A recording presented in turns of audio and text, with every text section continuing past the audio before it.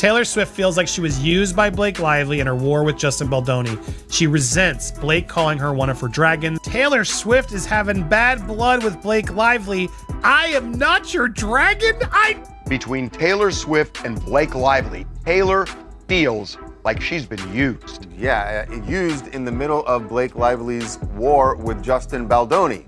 And there's certain things that we know Blake has said about Taylor in reference to that battle that do not sit well with Taylor at all. The big one.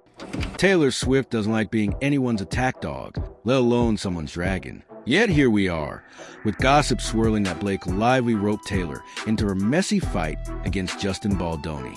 What started as a heated on-set clash between Blake and Justin has now erupted into a full-blown showdown involving secret text messages, leaked documents, and surprise guest appearances by some of Hollywood's biggest names. And right at the center of it all, Taylor Swift, who seems pretty fed up with being dragged into battles she never asked for. It all kicked off on the set at End With Us, where Blake Lively and Justin Baldoni were supposed to bring Colleen Hoover's best-selling story to life. The first red flag? A frosty movie premiere that practically screamed awkward tension, with rumors that Justin and his family were banished to a cramped area while the rest of the cast mingled upstairs. Then came whispers of conflicting visions. Blake reportedly wanted a light-hearted rom-com spin, while Justin insisted on highlighting the heavier side of the novel. By the time fans noticed certain co-stars refusing to follow Justin on Instagram, speculation went wild. And in this age of social media, all it takes is one missing follow or a silent snub to confirm that something is way off. But that was just the tip of the iceberg.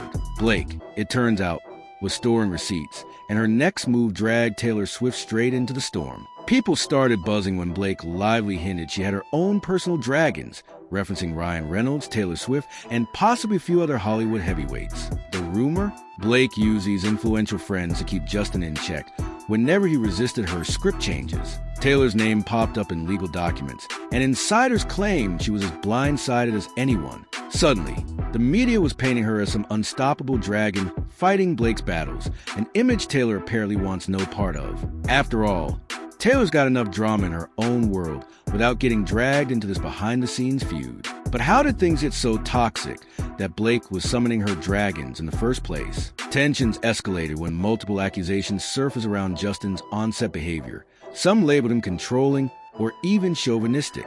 One account mentioned Justin asking for Blake's weight, supposedly to avoid hurting his back during a scene. Another story hinted that he lingered a little too long during a kissing take, making Blake uneasy. Whether true or not, these rumors spread fast, fueling a standoff that neither side seemed willing to back down from. Fans also questioned why It Ends With Us felt like two different films, one glitzy rom-com and promotional materials, and another raw, emotional drama when Justin spoke about it. It became clear that Blake and Justin were pulling in opposite directions, and the creative divide soon spilled into social media, then lawsuits, and eventually, a public relations meltdown. But once legal teams got involved, the private drama turned into a very public battlefield. Blake shared pointed messages alleging Justin's team orchestrated a smear campaign against her.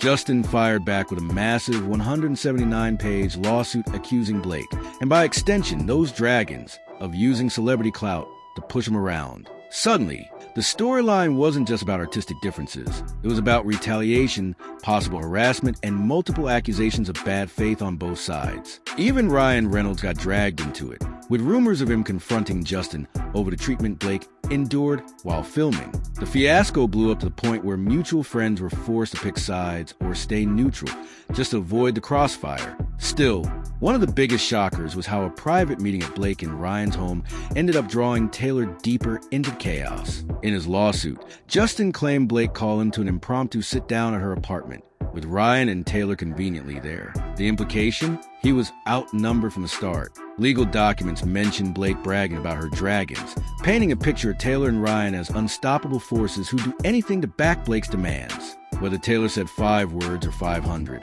her presence alone added enormous pressure. After all, being on the bad side of two of the world's most powerful A-listers can sink a career fast. Insiders say Taylor was livid to see her name appear in the lawsuit, especially when fans started blaming her for fueling the feud.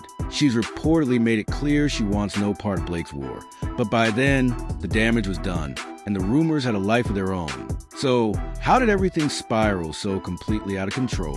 One moment. The internet was on Blake's side after hearing how upset and vulnerable she felt during promotion. The next, Justin supporters claimed Blake was the real bully, twisting facts and playing the victim. Meanwhile, Taylor Swift, who had no direct role in the movie, found herself bombarded with speculation, forced to clarify she was an enforcer for Blake. Even Blake's sisterhood of the Traveling Pants co-stars stepped in with statements of support, and Justin's ex-publicist joined the fray, accusing him of orchestrating a smear campaign. Then Justin's team countered, presenting texts and behind-the-scenes videos challenging Blake's story. In other words, pure chaos. Now, everyone's wondering if this once friendly circle can ever patch things up, or if too many bridges have been burned.